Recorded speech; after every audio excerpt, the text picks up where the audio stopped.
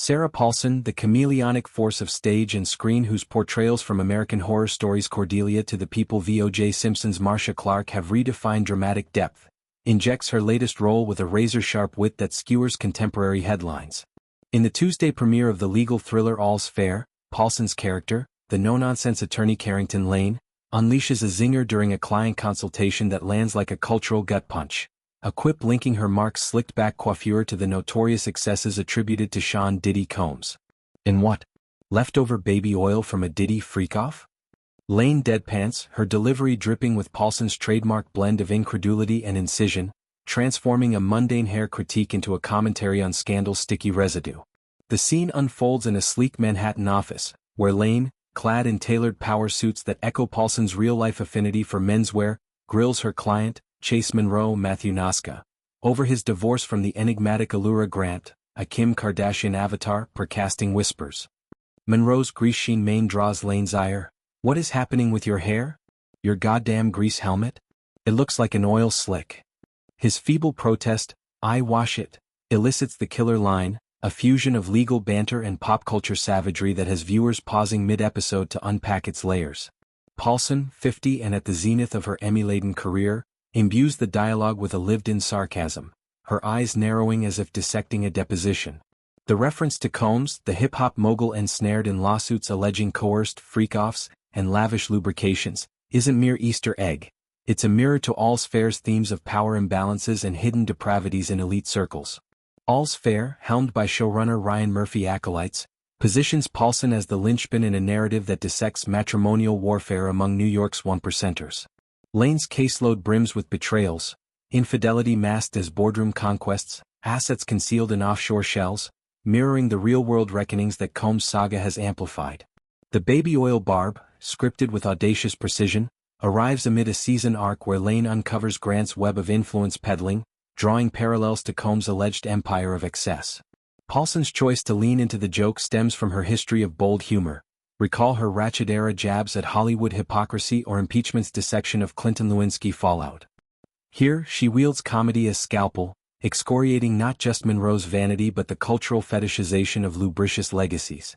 Combs' shadow looms large over 2025's zeitgeist, his bad boy throne toppled by civil suits detailing ritualistic parties awash in oils and NDAs. Paulson's line weaponizes this zeitgeist, transforming All's Fair from procedural potboiler into satirical scalpel. Fans dissect the subtext. Is Lane's quip a veiled nod to Combs' arraignments, where prosecutors paraded vats of baby oil as exhibits? Or a broader indictment of male entitlement in divorce courts? Paulson, in promotional rounds, demurs with a wink, insisting the writers tap the cultural vein, but her relish is palpable, eyes twinkling as she recounts the table read's eruption in laughter. Noska, her on-screen foil, mirrors the moment's discomfort, his Munroe flushing under the fluorescent glare, a microcosm of accountability's blush. Paulson's oeuvre thrives on such audacities, from her feud, Capote takedown of literary lions to the queer undercurrents in American Crime Story. In All's Fair, she expands Lane into a queer iconoclast, her character's sapphic dalliances with paralegals subverting the genre's heteronormative tropes. The Diddy dig, then, isn't isolated. It's threaded through episodes where Lane eviscerates toxic masculinity, from a tech bro's crypto-fueled alimony dodges to a media tycoon's hush-money horrors. Writers, drawing from headlines like Combs' Hamptons raids, infuse authenticity, consulting legal eagles on the verisimilitude of quips that double as critiques. Paulson's preparation, immersing in deposition tapes and scandal dossiers, lends the line visceral punch, her timing honed from Broadway's The Quality of Life, where she sparred with ethics in verse. Critics hail the moment as peak Paulson, fearless, feminist, and faintly feral. Social scrolls buzz with memes splicing the clip against Combs' mugshots, amplifying All's Fair's watercooler status. Yet, beneath the laughs lies a poignant undercurrent, Paulson's own navigation of fame's funhouse, where personal milestones, her partnership with Holland Taylor, coexist with public dissections. The joke, in its brevity, encapsulates her ethos. Use art to alchemize unease into enlightenment. As All's Fair arcs toward a finale rife with Grant's unmasking, Lane's oil-slick salvo foreshadows reckonings, where slippery secrets meet soapy justice. In interviews, Paulson elaborates on comedy's cathartic edge, crediting Murphy's mentorship for greenlighting such barbs.